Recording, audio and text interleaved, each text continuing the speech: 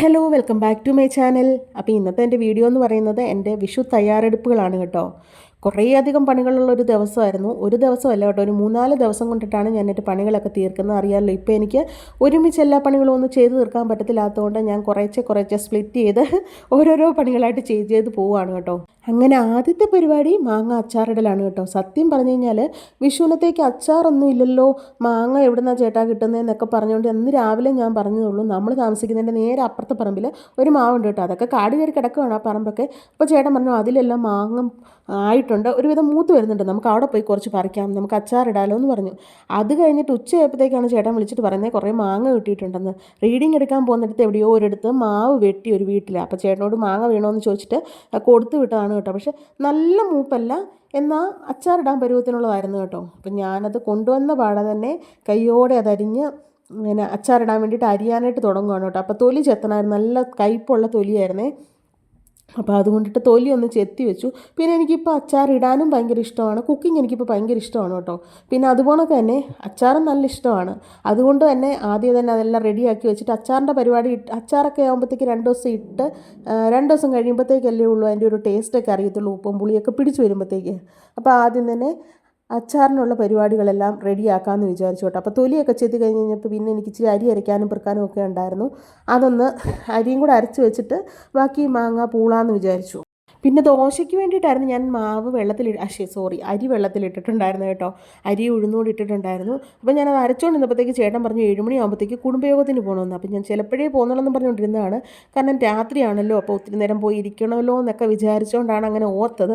അത് കഴിഞ്ഞപ്പോഴത്തേക്ക് പൊന്നപ്പനും വന്നേരം നിർബന്ധം നമുക്ക് പോകാമേ എന്നും പറഞ്ഞുകൊണ്ട്, അതുകൊണ്ട് ഞാൻ പിന്നെ പെട്ടെന്ന് അരി അരച്ച് വെച്ചിട്ട് ബാക്കി മാങ്ങയുടെ പരിപാടി അവിടെ നിർത്തി വെച്ചു കേട്ടോ. കാരണം വിചാരിച്ചു നാളെ ചെയ്യാം, വന്നു കഴിഞ്ഞിട്ട് സമയമുണ്ടെങ്കിൽ ബാക്കിയും കൂടെ തൊലി ചെത്തി വെച്ചിട്ട് ഫ്രിഡ്ജിലോട്ട് എടുത്ത് വെക്കുകയാണെങ്കിൽ ബാക്കി നാളെ ചെയ്താൽ മതിയല്ലോ എന്ന് ഓർത്തുകൊണ്ട് പെട്ടെന്ന് പോയി കുളിച്ച് റെഡിയായി പോയി കേട്ടോ.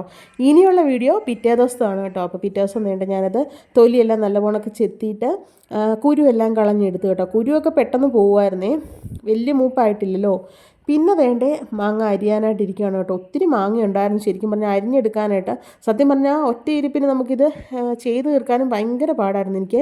ഞാൻ കുറേ നേരം എഴുന്നേറ്റ് നടക്കും, പിന്നെ അത് കഴിഞ്ഞിട്ട് വന്ന് ഇച്ചിരി അരിഞ്ഞ് വെക്കും, അങ്ങനെയൊക്കെയാണ് കേട്ടോ മാങ്ങ അച്ചാറിട്ടത്. ഈ പ്രാവശ്യം സാധാരണ അങ്ങനെ നമുക്ക് ഇപ്പോഴത്തെ ഒരു ബുദ്ധിമുട്ട് കൊണ്ടാണെന്ന് തോന്നുന്നു, അത്രയും നേരമൊക്കെ ഇരിക്കാനുള്ള ബുദ്ധിമുട്ട് കൊണ്ടാണ് കുറേ സമയം എടുത്തതൊന്ന് അരിഞ്ഞ് പെറുക്കി എടുക്കാൻ വേണ്ടിയിട്ട് തന്നെ. പക്ഷേ അച്ചാറിട്ട് വെച്ച് കഴിഞ്ഞാൽ വിഷുവിൻ്റെ അന്നൊക്കെ ആകുമ്പോഴത്തേക്കുണ്ടല്ലോ ആ ഉപ്പും പുളിയൊക്കെ പിടിച്ച് 2-3 ദിവസമൊക്കെ ആകുമ്പോഴത്തേക്ക് ഏകദേശമൊക്കെ റെഡി ആവുമല്ലോ.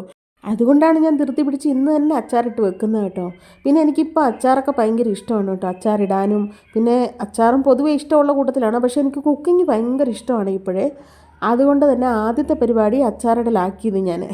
ഇനി ബാക്കി പരിപാടികൾ മുഴുവൻ കിടക്കുകയാണ്, തൂക്കാനും തുടയ്ക്കാനും അടുക്കാനും പെറുക്കാനും ഒക്കെ കിടക്കുകയാണ്. അതൊക്കെ ഇതിൻ്റെ പരിപാടി, അച്ചാറിൻ്റെ പരിപാടി കഴിഞ്ഞിട്ട് വേണം തുടങ്ങാനായിട്ട്.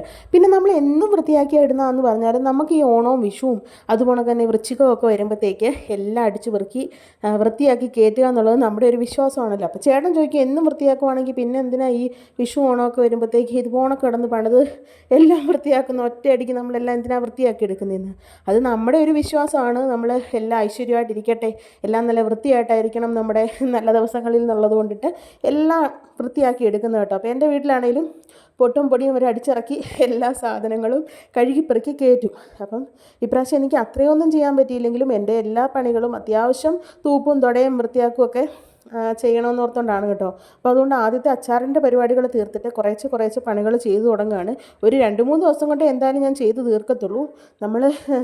നമ്മുടെ ആരോഗ്യം നോക്കാതെ പരിപാടികൾ ചെയ്യാൻ പറ്റത്തില്ലല്ലോ. അതുകൊണ്ട് ഞാൻ കുറേശ്ശെ വൃത്തിയാക്കി എടുക്കുകയാണ് കേട്ടോ. അപ്പം ഇതൊക്കെ വൃത്തിയായിട്ട് കിടക്കുവാണ്, എന്നാലും എല്ലാം ഒന്നുകൂടെ തൂത്ത് തുടച്ചെടുക്കാമെന്ന് മാത്രമേ ഉണ്ടായിരുന്നുള്ളൂ കേട്ടോ. അപ്പം ഞാൻ കട്ടിപ്പണികളൊന്നും പറ്റത്തില്ല. പിന്നെ എല്ലാം പെട്ടെന്നല്ലേ ഒറ്റയടിക്ക് ചെയ്ത് തീർക്കാമെന്ന് ഓർത്തോണ്ടല്ല, കാരണം ഞാൻ ഒരു ശകലം നേരം ഒന്ന് വൃത്തിയാക്കും, എന്തെങ്കിലും ഒന്ന് ചെയ്യും.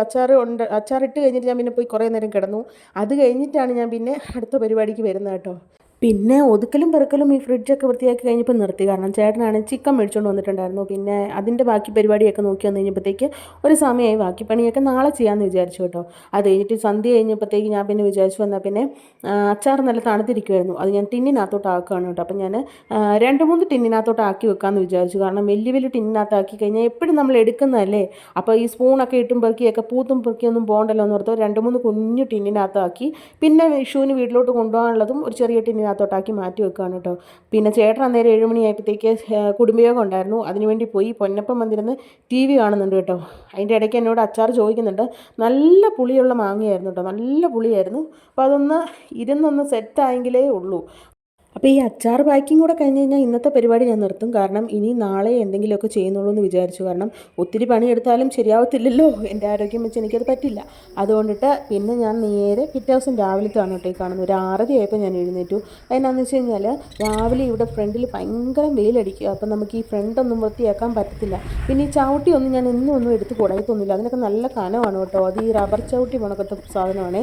പിന്നെ ഈ മണ്ടവശമൊക്കെ ഒന്ന് വൃത്തിയാക്കുകയും ചെയ്യണമായിരുന്നു. അപ്പം ഞാൻ നേരത്തെ എഴുന്നേറ്റു. പൊന്നപ്പൻ ഇന്ന് അവധിയാണ്, ശനിയാഴ്ച ആയതുകൊണ്ട്. പിന്നെ ചേട്ടന് മാത്രം പോയാൽ മതി.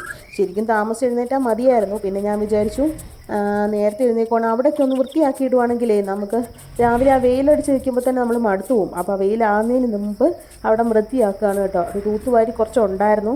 പൊടിയാണ് കേട്ടോ, നമ്മൾ ഈ ചവിട്ടി കയറുന്നതിൻ്റെ പൊടിയും കാറ്റടിച്ച് വീഴുന്ന പൊടിയൊക്കെ ആയിരുന്നു. അപ്പോൾ അതെല്ലാം ഒന്ന് വൃത്തിയാക്കി. പിന്നെ അവിടെ കഴുകി വിടൽ ഒരിക്കലും നടക്കത്തില്ല. എന്താണെന്ന് വെച്ചാൽ അവിടെ നമുക്കൊരു ഹോവ് പോണക്കൊന്നും ഇല്ല താഴോട്ട് കഴുകി വിടാൻ വേണ്ടിയിട്ട്. അതുകൊണ്ട് ഞാൻ പിന്നെ നല്ല പോണക്ക് തൂത്തെടുത്തു. പിന്നെ തുടയ്ക്കാനേ പറ്റുള്ളൂ, പക്ഷേ എനിക്കിപ്പോൾ തുടയ്ക്കാനും പറ്റത്തില്ലല്ലോ. അതുകൊണ്ട് നല്ല പോണക്ക് ഞാൻ അങ്ങോട്ട് തൂത്തെടുത്തു. പിന്നെ ചെരുപ്പൊക്കെ ഒന്ന് അടുക്കി പെറുക്കിയൊക്കെ എടുത്ത് വെച്ചു. പിന്നെ നേരത്തേക്ക് കാപ്പിക്ക് കപ്പ അടുപ്പത്ത് വെച്ചിട്ടാണ് ഞാൻ പുറത്തോട്ട് ഇറങ്ങിയിട്ടുണ്ടായിരുന്നത്. ആ പരിപാടിയും തീർത്ത് നേരെ അടുത്ത മുറിക്കകത്തോട്ട് കയറി കേട്ടോ. അപ്പോൾ ഇതിനകത്ത് നമ്മൾ ഈ തുണിയൊക്കെ ഉണങ്ങി ഇടുകയും കഴുകി ഇടുകയൊക്കെ ചെയ്യുന്ന കേട്ടോ.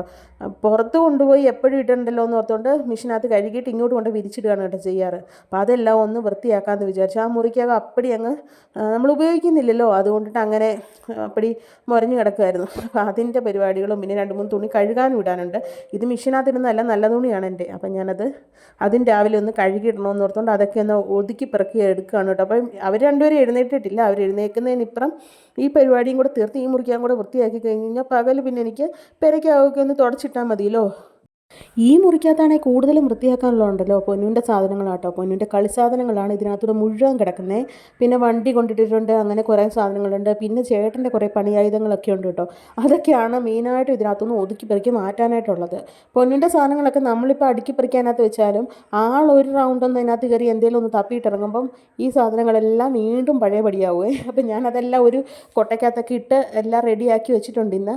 പിന്നെ ചേട്ടൻ്റെ കുറേ സാധനങ്ങളാട്ടോ ആ സ്റ്റാൻഡേ കൂടെ ഒക്കെ ഇരിക്കുന്നത്. ആ സ്റ്റാൻഡ് പഴയ ഒരു സ്റ്റാൻഡാണ് കേട്ടോ. അത് അപ്പടി പോയത് കൊണ്ടിട്ട് ഞാൻ പിന്നെ അതിൽ കുഞ്ഞു കുഞ്ഞു സാധനങ്ങളൊക്കെ പെറുക്കി വെക്കുന്ന അതിലോട്ടെ. അപ്പോൾ അതും എടുത്ത് വെച്ചു. പിന്നെ ഈ കവറിനകത്ത് കെട്ടി വെച്ചേക്കുന്ന ഈ പ്രാവശ്യത്തെ പ്ലാസ്റ്റിക് വേസ്റ്റ് ആണ് കേട്ടോ. അപ്പോൾ ആ പ്ലാസ്റ്റിക് വേസ്റ്റ് എടുക്കാൻ ഈ പ്രാവശ്യം ആരും വന്നില്ല. ഇനി വന്നിട്ട് പോയതാണോ, നമ്മളിവിടെ ഇല്ലാഞ്ഞപ്പോഴാണോ വന്നതെന്നും അറിയത്തില്ല.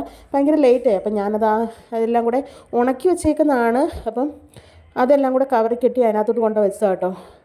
അങ്ങനെ അതെല്ലാം തൂത്ത് പെറുക്കിയെടുത്തു. പിന്നെ ഈ ഷൂ ഒക്കെ വെക്കുന്നത് സ്റ്റാൻഡ് കൊണ്ട് അകത്ത് വെച്ചേക്കുന്നത്, പുറത്ത് ഭയങ്കര വെയിലാണ്. അപ്പോൾ ചെരുപ്പെല്ലാം കൂടെ അതിലിരുന്നിട്ട് അപ്പോൾ ചെരുപ്പ് പെട്ടെന്ന് പോകുമല്ലോ എന്ന് ഓർത്തുകൊണ്ടാണ് ആ മുറിക്കകത്തോട്ട് കൊണ്ട് ആ സ്റ്റാൻഡും വെച്ച് ചെരുപ്പെല്ലാം അതിനകത്ത് തന്നെ വെച്ചേക്കുന്നത്.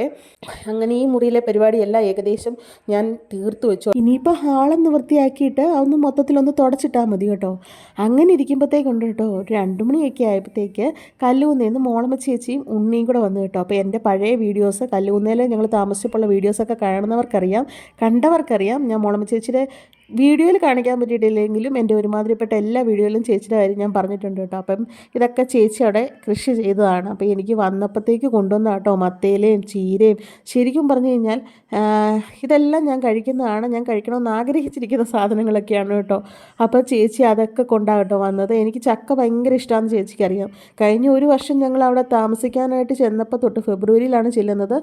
എനിക്ക് തോന്നുന്നു 5-8 മാസം ചക്കയുടെ സീസണായിരുന്നു കേട്ടോ. അപ്പോൾ ചേച്ചി എപ്പോൾ വെട്ടിയാലും ഞങ്ങൾക്കും തരും, ഞങ്ങൾക്കും അതുപോലൊക്കെ ഇഷ്ടമായിരുന്നു. അപ്പോൾ ഈ പ്രാവശ്യം വന്നപ്പോഴത്തേക്ക് എനിക്ക് ചക്ക ഇഷ്ടമാണെന്നും പറഞ്ഞുകൊണ്ട് ചേച്ചി വെട്ടി അടത്തിക്കൊണ്ടാണ് വന്നത്. ഇപ്പോൾ മോളമ്മ ചേച്ചി ഉണ്ണിയും കൂടെ ആയിരുന്നു കേട്ടോ വന്നിട്ടുണ്ടായിരുന്നത്. കഴിഞ്ഞ പ്രാവശ്യം വന്നപ്പോഴത്തേക്ക് സജീവൻ ചേട്ടനും വന്നായിരുന്നേ. എന്നിട്ട് നേരെ കുറേ നേരം ഇരുന്ന് വർത്താനമൊക്കെ പറഞ്ഞിട്ടാണ് കേട്ടോ പോയത്. ശരിക്കും പറഞ്ഞു കഴിഞ്ഞാൽ എനിക്ക് കല്ലൂന്നേ വന്നു കഴിഞ്ഞപ്പോഴത്തേക്ക് നമ്മുടെ വീട്ടിലുള്ള ഒരാളല്ലേ അവിടുത്തെ ഒരാളെപ്പോഴും കാണും കേട്ടോ ഞങ്ങളെ കണ്ടത്. എല്ലാം എടുത്താലും, ഒരു ചീരയിലെടുത്താലോ മത്തയിലെടുത്താലോ അപ്പോൾ എനിക്കും കൊണ്ടുതരും. ഒരു പങ്ക് എനിക്കുള്ളതായിരുന്നു കേട്ടോ. സത്യം പറഞ്ഞു കഴിഞ്ഞാൽ കല്ലൂന്നേന്ന് വന്നപ്പോൾ എനിക്ക് ഭയങ്കര വിഷമമായിരുന്നു. കാരണം എനിക്ക് സംസാരിക്കാനും ഒക്കെ ഉള്ളൊരു കൂട്ട് ചേച്ചിയാണ് കേട്ടോ.